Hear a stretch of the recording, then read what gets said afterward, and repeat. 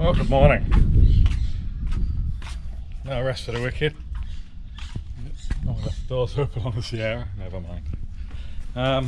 7-ish, 7 AM, 7:30. Lads have gone off to their school residential trip, so I'm going to be away now till Friday.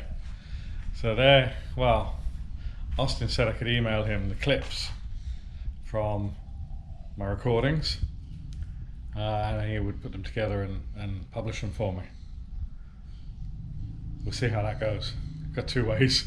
Could look at it like not do anything, and he could see whether it'd be a surprise for him if we succeed, or he can continue to be updated on the progress. Anyway, the recording from now on may be a little bit more simple, so that if I am going to do it myself, I can quickly edit them, stick them together. Right, without further ado, put the beer bottles away, and I should be getting on with sanding down the primer. 2 bumpers, 2 sills, spoiler, need a front grille done.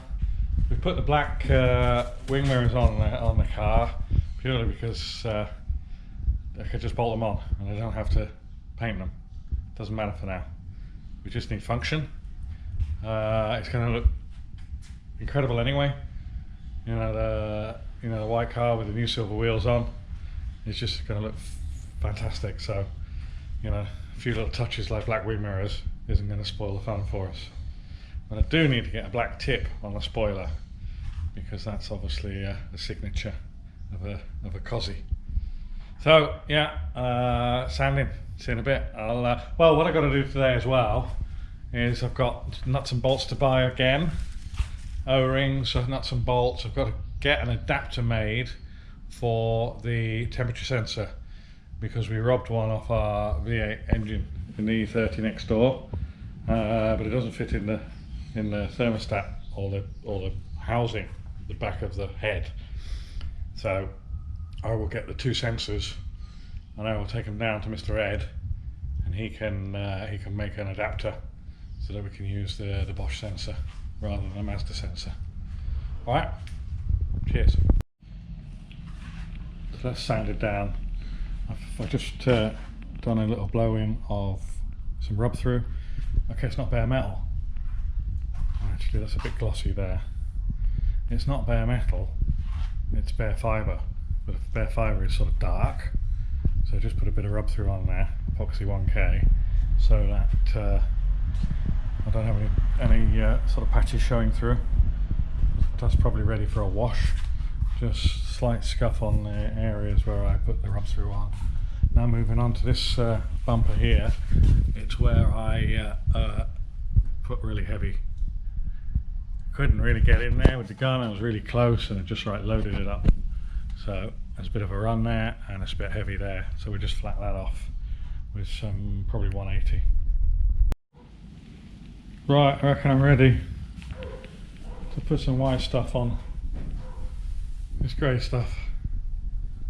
It's 2 in the afternoon. I built this wall of plastic to stop any overspray or reduce the overspray. But we've got a wind coming in through that door and it's a bit of a worry. I'm concerned if I drop that sheet down that it's going to blow out. I might try it though. But anyway, it's time to paint. I've got to get on with this thing. Yeah, so actually we're building the wall of plastic, and by the way, I've got the strobe lights on. It means I don't have to put all this shit away. So I can just leave all this out. Don't need to clean the floor, don't need to do anything. Just wall of plastic. Whew, a lot of work though. Said that already, didn't I? Right, I'm going to mix the paint up and wipe those panels down, and then I'm going to go and hang that dog. He must have heard me, shut up. Not my dog. Alright, quick sneaky peeky. That's just like 1.5 coats on there, I guess. Could call it 2. I'm going to mix some more paint up and just do another one. Maybe a wet one. risk it for a biscuit. That, as I say, is that. I keep walking into that damn mirror there every time. Bit light inside the slots,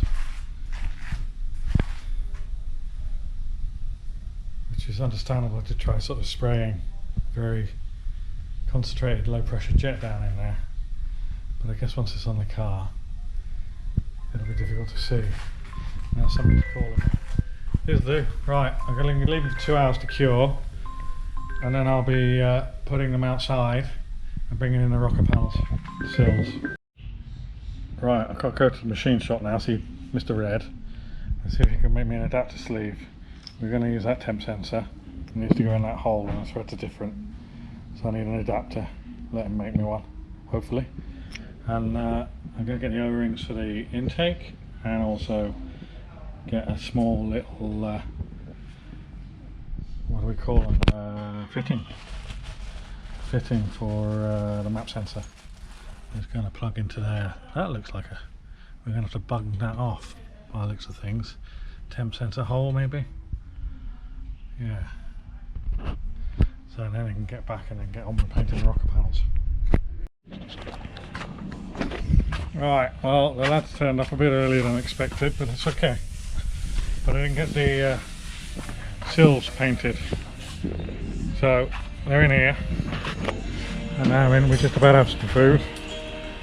And we've got the strobe lights going, and we're doing a brake assembly session. It's just washing bits and pieces here. I'm really pleased they're here because I couldn't be doing this tonight. I'd be trying and falling asleep on the job for sure. So much welcome help. As you may well be aware, Austin's away, so I've got to send him the videos, and he's going to do them and upload remotely. So cheers. Ern and his lads are still working on the brakes. It's going together slowly, but it's going together. A couple of problems with difference in fittings and types of flare, like double flares and bubble flares and stuff like that. So a bit of confusions and whatnot related to the set of flexible brake hoses, the stainless, whatever they call them, brake lines, braided brake lines, right, those.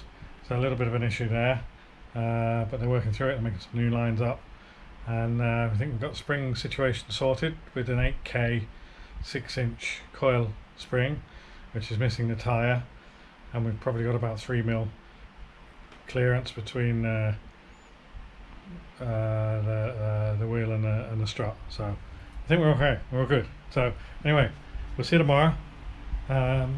Hopefully you'll see this shortly. Cheers for now, bye.